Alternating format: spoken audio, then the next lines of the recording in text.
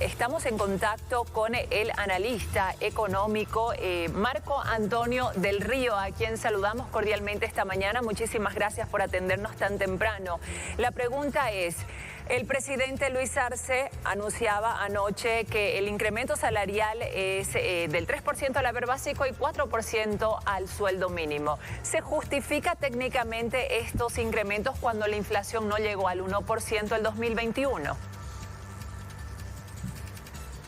Buenos días, Gabriela. Bueno, lo primero que me parece que es importante tener claro es que estamos hablando de una medida económica, pero que se define políticamente, ¿no?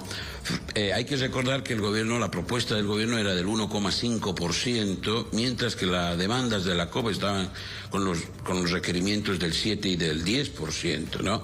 Entonces, en esta puja, digamos, entre el gobierno y la COP, al final los valores que se han generado, o por lo menos a los que parece que han llegado en una negociación, es del 3 y el 4, que si los analizamos están más cerca del 1,5 que del 7 y el 10, ¿no? En ese sentido el gobierno habría mostrado mayor capacidad de negociación, de jalar el incremento hacia abajo, ¿no?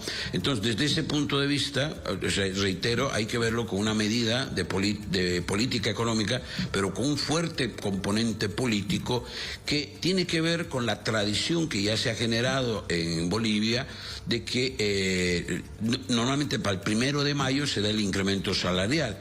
Ahora, lo que podríamos discutir son los problemas que esta tradición de incrementos salariales para el 1 de mayo está generando en la dinámica del mercado laboral.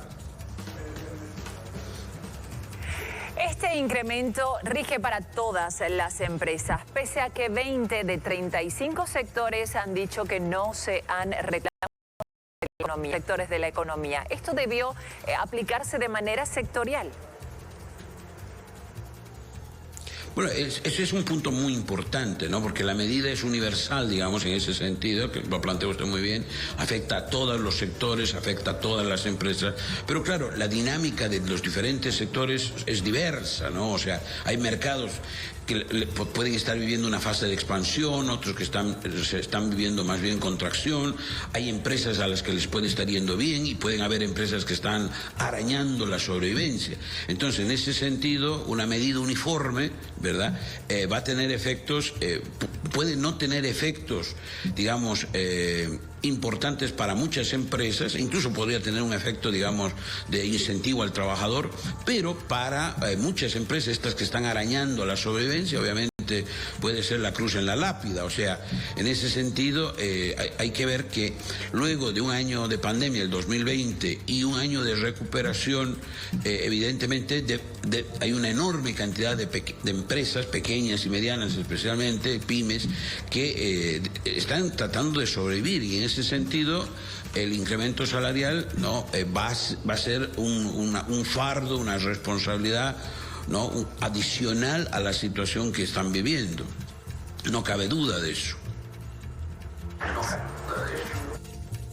¿Cómo está? Muy buenos días. ¿Tiene el Estado los recursos para pagar este aumento salarial cuando no puede responder a la demanda de ítems de salud y de educación? Bueno, el Estado boliviano evidentemente está en una situación, digamos, no vamos a decir de crisis fiscal, pero sí de cierta escasez de recursos, que se visualiza en el hecho de que en los últimos años el déficit fiscal, ¿no?, como porcentaje del PIB ha ido subiendo, ¿no? Entonces, evidentemente, eso me parece a mí que explica que el incremento que inicialmente se propuso del 1,5 era muy bajo, ¿no? O sea, en ese sentido, la principal restricción para el gobierno es que precisamente por ser el principal empleador del país, ¿no?, el aumento de los salarios le implica un mayor esfuerzo, ¿no?, pero que probablemente el gobierno está apostando a otras medidas para tratar de aumentar sus ingresos fiscales, ¿no? Y esto obviamente tiene herramientas para esto. Entonces, evidentemente, sin embargo, hay que ser consciente de que implica un esfuerzo adicional para el gobierno desde el punto de vista fiscal, ¿no? El presidente de la Cámara Nacional de Industrias calculó que se perderán 10.000 fuentes de trabajo por cada punto de aumento salarial. Esas son 40.000 familias sin ingresos. ¿Estas medidas terminan por favorecer a los trabajadores? Tenemos que tener, yo creo, muy claro de que el incremento salarial y todas las negociaciones que hace el gobierno con la COP en relación a la política laboral beneficia a la gente que tiene ya empleo, ¿no? Beneficia a la gente que tiene empleo, ¿no?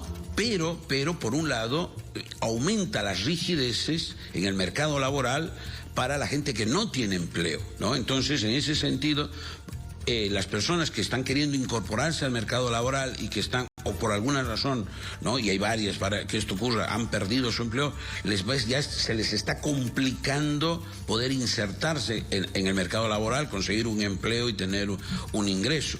Y por el otro lado, también está la otra dimensión, que en realidad en un país donde el grueso de la población económicamente activa ya vive en el sector informal, en realidad este tipo de escenario, ¿no? O sea, tanto estamos hablando del incremento de los salarios, digamos, por decreto, como también me estoy refiriendo a otras medidas de política laboral que va implementando el gobierno, en realidad lo que hacen es alimentar la informalidad, ¿no?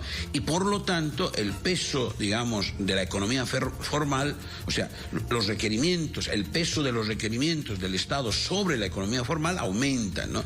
Entonces es un escenario donde evidentemente las condiciones para la generación de riqueza por parte del sector privado se complican y lamentablemente se complican por algunas decisiones que va tomando el gobierno.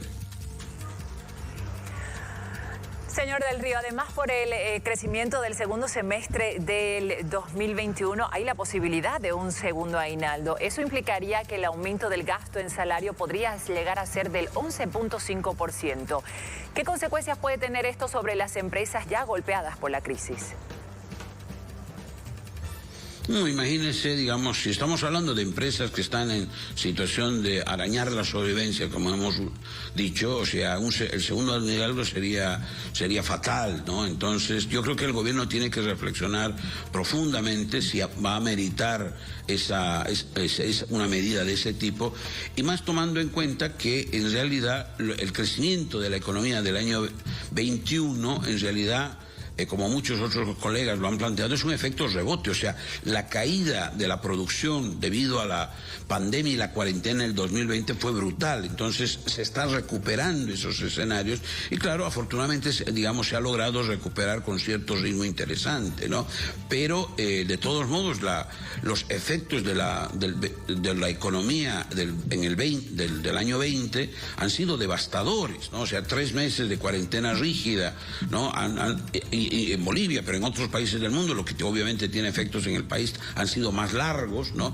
Entonces, el año 20 ha sido un año brutal desde el punto de vista económico, ¿no? De contracción de la economía, no solo la boliviana, sino la economía mundial. Entonces, estamos todavía en fase de recuperación, ¿verdad? Estamos todavía en fase de recuperación. Entonces, en ese escenario, aunque el dato técnico que proporciona el INE pueda justificar la activación del tema del segundo aguinaldo, me parece que amerita un acto de mucha prudencia para ver si es pertinente, ¿no? En el escenario que se vive como fruto de la pandemia, y además considerando que la economía mundial ha entrado en una serie de turbulencias debido a la guerra que se está dando en Ucrania. Entonces, la conjugación de estos elementos que recién estamos saliendo, digamos, de los efectos de la pandemia y los efectos que está teniendo en el mundo la guerra en Ucrania, plantea un escenario de dificultades donde habría que evaluar, reitero, con mucha prudencia si amerita esa medida, aunque el dato técnico del INE